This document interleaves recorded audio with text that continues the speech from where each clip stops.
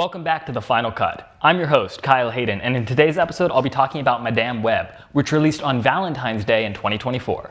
Despite being a Marvel film, Madame Web is not part of the MCU. Rather, it's part of the SSU, or Sony's Spider-Man universe.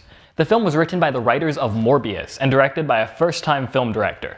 The film stars Dakota Johnson as Cassandra Webb, Sydney Sweeney as Julia Cornwall, Isabella Merced as Anya Corazon, Celeste O'Connor as Maddie Franklin, and Tahar Rahim as Ezekiel Sims.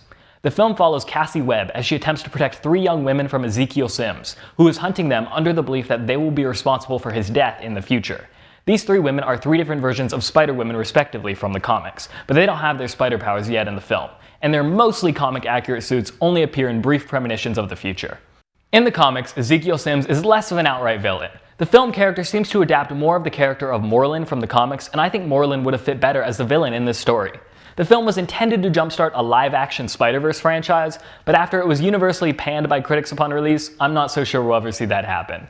The film is objectively not very good, but by far my favorite part of the entire movie was when Madame Web said, "It's webbing time," and webbed all over Ezekiel Sims. But that's all I've got for you today. I'm Kyle Hayden, and thanks for tuning in to The Final Cut.